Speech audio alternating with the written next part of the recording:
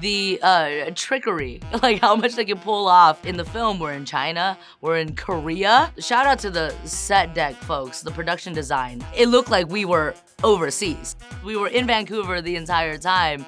I'm not surprised that they pulled it off because these people are good at what they goddamn do.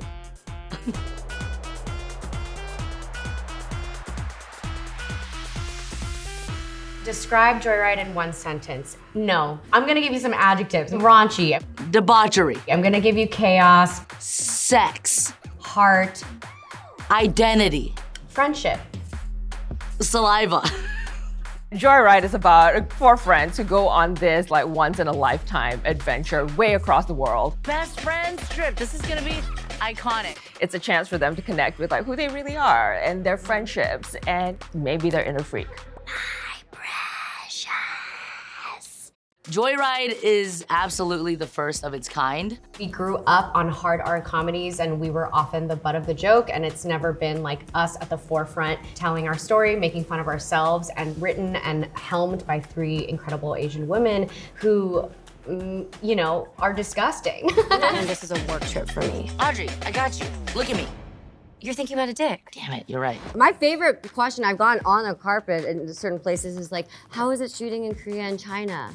And I'm like, oh, good, you fell fine. You fell for it. That was our biggest challenge, you know, shooting Vancouver for China and Korea.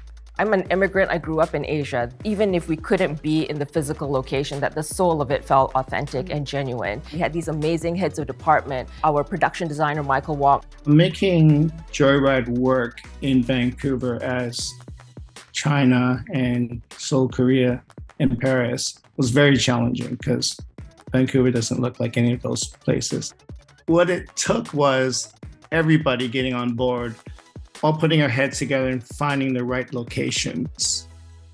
The Shanghai hotel, we had to be very sensitive that they were still operational. So I had to figure ways to hide what was there and to still make it interesting. We made it work by building this gold metallic trifold screen to hide the reception area that still allowed customers to come in and out.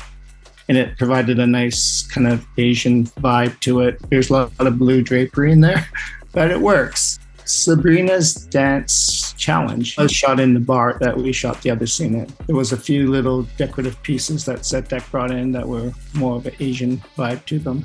The pluses of the location were the rooms, because they're pretty generic and we can make that work. The location for all the hotel stuff, the importance was focused on the sex scenes. We have this crazy kind of like sexy montage. Our 4 characters kind of get with a Chinese basketball team in various capacities. We're all in different parts of the hotel and everyone's kind of, you know, getting to it. And Lolo and Baron Davis actually start with a heart-to-heart conversation. Sex isn't shameful, it's beautiful. It's just such a treat to be able to play. I'm into that shit too. Audrey? Oh my God, that was so good. You're such a big star. Sun Yat-sen Gardens in Vancouver is a tourist destination. It's built to look like a garden in China. So quite often it's shot as authentic China in other films. And I was adamantly opposed to that in our film. Someone suggested, why don't we shoot it there in the gardens as a movie set? That works. It has a bit of that look to it. The rural areas we actually shot here, and I think they were fairly convincing because we had the misty mountains in the background and the greenery, so that worked. Nine Eyes set was probably my favorite set of the film. We're used to seeing images of Beijing, the city, and we're used to seeing Shanghai, the city, but we see very little of rural China. Nine Eyes house? That is home to me. I was born in Shanghai and I would go back to China all the time, and all of those Chinese folks in that little nook of their community, like that's not even all family members, that's probably neighbors. Like that's the community there. It really looked like China. I was so impressed. It's hard work and everyone working together, we pulled it off, I think. It felt like the soul was right and they brought all of that, they brought all of that to the screen, all that love. Everyone remember their names? Sassy. Cutie. Lisa. Lisa. 2. We got this. We found an airport hangar to do the K-pop dance number. And our location manager, Dave Temkin, arranged for us to have a jet inside of the hangar too, which was a big deal. It was one of those moments, the chemistry between the writers, us, and our actors, everybody bringing their thing to this. People are always asking, was that like the most fun day? We put a lot of work into it. We would rehearse the dance on Saturdays, we had to record it. Filming a music video is very different from filming like in a narrative kind of film. I'm really proud of it now because I'm like, oh my gosh, we did that and the other thing too. And don't get me started on this one. Like Deadeye on the page, I mean, we didn't know what we were doing. We just like, Deadeye's like that fun cousin that we all have in our families. Part of how the WAP scene even made it in was like, how can we have this set piece that really plays to Deadeye's strengths and shows the world that they are special and they have this like interiority and like, they have all these like cool things that they can do. And it really did mean a lot.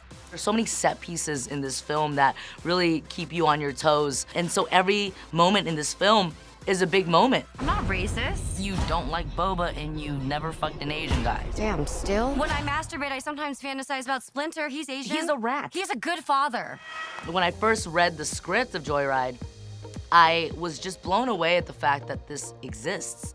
What a moment for the culture and what a moment for the AAPI folks in the industry, in the community, in the country, to see such an R-rated moment with these faces on the big screen. I've been desperate to do projects before, but for me, it was almost like I'm desperate for this to be made no matter what. I'd be so thrilled and honored to be a part of it. When I really learned about the premise, growing up, I was like, yeah, Girls Trip, Bridesmaids, Pitch Perfect, those are some of my favorite films. So I could tell it was just like a really, really big, important moment. We needed them to bring this, not just bring it to life. We didn't just form the characters and they're just like, here, go execute. There's so much in their personal lives that they brought to the characters that they formed the characters as we were shooting it. We got to take every swing in the book. We got to be disgusting, dumb, smart, heartfelt, funny, chaotic, make fun of ourselves, do a music video, because why not? There was so much trust between us and the producers and the director and everyone behind the scenes that we got to play around a lot and find magic in the heat of the moment. It was just such an incredible team. We just made something for the first time together, and that's something that we'll always have. And I think even through the journey of being on set, I felt how impactful this was gonna be because it's overdue. Okay, will you guys come with me? Fuck yes, bitch! I love a grand adventure.